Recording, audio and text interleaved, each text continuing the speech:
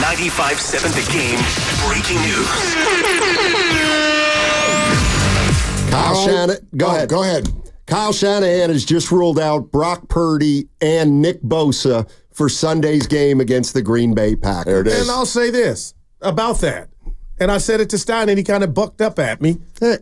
Listen, I am not Mr. Excuse Guy.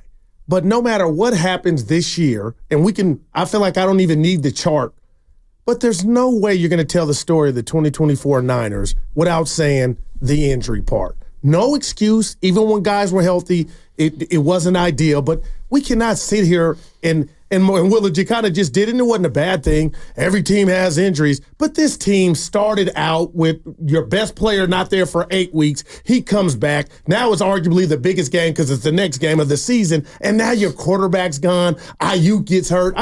No excuse at all. But how do you really look at yourself? And I'm wondering, from the Niner higher-ups, if you're going to ignore that we were hurt. No excuses at all, but man. Go ahead. Well, to me, it's not an excuse. It is, do you believe? If you think, we just had a bad year of injuries, well, then that shouldn't overly affect your strategy going into next year. You'd be like, let's bring them all back. Right. The problem is, I think we have to ask with this team, at least in certain cases, if the injuries were a function of age and how much they've played over the course of their careers. Well, and if injuries are the lone reason that you would look at why you're 5-5, and I don't. And if you look at the 3 games that they blew, if they had only blown one of them and you're 7-3, that breaking news would hit different. And you guys all just said that, and you're right. But being 5-5, there's a certain amount of desperation.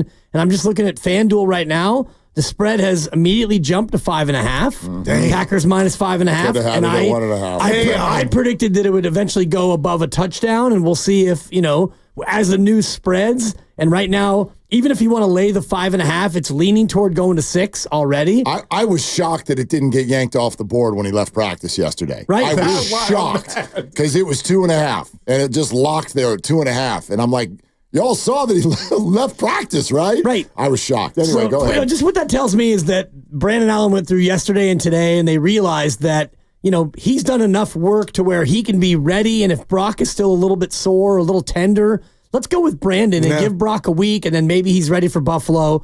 And Steiny, you said it, like, even if you go 5-6, you still in that locker room feel like there's a run left in you where you could win 5 of 6. Doesn't matter who you're playing. If you're the Niners, you think that you're good enough to beat anyone, anywhere, anytime. So you take this one, you try to win it, and then you regroup for Buffalo. And Brandon Allen will start, obviously, according to Kyle Shanahan. That's official. Yeah, I look at it this way. I'm just saying a part of it, man. Well, so first off, Steiny, your question about age. One more update really quick, Willard, before we keep going. Trent Williams will officially be a game-time decision for Shanahan as well. Which I think that actually suggests that it may be on the similar track to last week is what they'll try to do. Although if you're Trent, he's almost kind of white flagged the game a little bit. I guess you could. But the idea that this is age-based, I don't know. Look at the age of some of the guys who are missing games. All the way back to Dre Greenlaw in February and Purdy and Bosa. These are not old players. So this is just one of those things, and I sort of, to your point, Goo, I hate that we have to, this is such a social media thing that we have to say twice, we're not using it as an excuse. Right. It's almost like we're scared that someone's going to come down the road. It is obviously a factor of this season, and that's obviously. Hello. They have been ravaged by injury at very, very key spots. That's not, I agree with you, Dibs. It's not why they're 5-5, because they've outplayed the opponent 8 out of 10 times. It's not why, but if my gosh, it's at least chapter 2 or 3 in your book. I guess my point was that if you're going to say, well, we just got drilled by injuries this year, it may camouflage, or it may mean you're really not looking deeper than injuries, and there may be issues deeper than injuries on this team. They know they that. are. They're going to look, like they may have seen enough of Purdy already, and it's kind of funny. I think Evan gave us a stat. He hasn't thrown a pass 20 to 25 yards for week 4. Do you think that's over just 25? Over 25. Is Right. that a byproduct of just that's our offense, or he may have been hurt for a while? I think it's defenses who have realized that you can make this team go through you as opposed to over the top of you. And you saw it the last 2 weeks, and certainly the last game against Seattle, they were playing that bend but don't break defense, and they're playing that high cover two shell that Steiny loves to talk about. And it's your next favorite to 1-2-2. Yes, sir. And they play that cover two, and they made the Niners go 14 yards twice. One time they punted, one time they got a touchdown. And I wonder about the idea of the Niners being ravaged by injuries. I'd have to look at it relative to other teams. I think about Philadelphia, who lost both of their receivers for a time. They lost their tight end. I think about Houston, who lost their number one receiver for a time. Green Bay had, 3 games without their quarterback, and I think they won them all. So the idea of ravaged, to me, is a little bit of a curious one, because you do have to balance it against other teams with their level of injury as well. And the Rams came in and beat you without Nakua and They had a list of All right, what's bugging me? We'll continue. Sponsored by ACO Pest Control, and the NBA, and we already had it ready to play. Right. Oh, just hit the Odyssey app, and you can tell what's bugging. Oh no, we were going to play it. Willard hadn't heard it. Not the whole thing. Well, they cut it down. You were spectacular. Yeah. The whole thing was about 8 minutes. With my favorite part, my second favorite part was Guru with I don't want to stop you. I don't want to interrupt. Audible, Omaha. Yeah, we'll go to the Odyssey app. Yeah, you were pushing it. You were pushing it great. Just go to the Odyssey app, and you can hear it for yourself. We've got breaking news to discuss. Mine, what's bugging me, it's quick. It's the people who, during a rainstorm, say, it's okay because we need it. You know what? We may need it, but you know what we need? We need you to take a shorter shower. We need you to irrigate properly. We need you to get a well and use your own wastewater. If it's yellow, let it mellow. If it's brown, flush it down. The problem isn't we need it. It's you, kind sir and kind madam. You're wasting water. That's my problem. All right. Wow. We need it. You know what's even more annoying than the we need it people is when the news tells you after a storm like this, actually, it didn't stick. It did. So I know that you're swimming home, but it didn't help. Man. Yeah. Didn't help. Reservoir's still at 20%. Well, and it's because our California reservoir collection system, that's a joke. I'm starting to think Hetchy leaks. Wow. That's what I'm starting to He is overrated.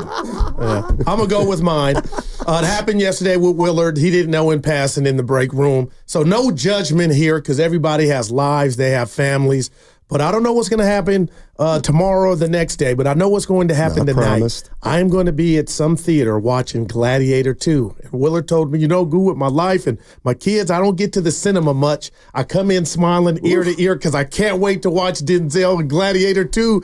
And what's bugging me is everybody can't, like old school Dibs, get to the cinema and go watch some great acting. But there's reasons why. I'm with you. I just cannot wait. And Steiny was just a wet blanket. No. I'm letting go. But I cannot It's just not my type of movie. I've been to a theater recently. It's just not my type of movie. Maybe actually the holidays. But you told me the holidays are the only time. Okay, all right. It's the only time where there's a chance.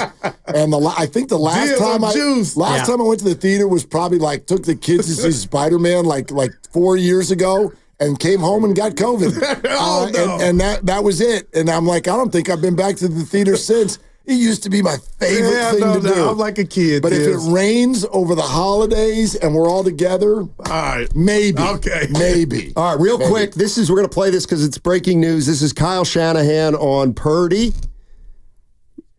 If he's concerned long-term about the injury.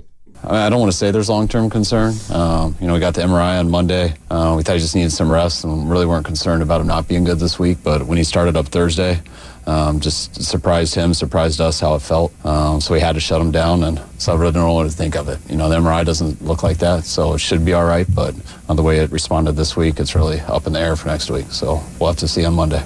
No, boy. No Brock Purdy Sunday. The fact that he had an MRI. Bosa. Man. He had an MRI. Also not going to play. So forget what it showed. For me, the second that we got that news yesterday is when I thought, well, he's out. Because you're doing that because something is wrong. You think that there's something is not feeling the way they thought it was going to feel. That two-step of pull him off the field and go straight to the MRI machine. Right. Well, you're not playing on Sunday. And X-rays are for bones. MRI is for soft tissue, muscles, tendons, ligaments, and the rest of it. So that's serious where stuff. Like, if you break your leg, you get an X-ray, and it's like, oh yeah, it's broke.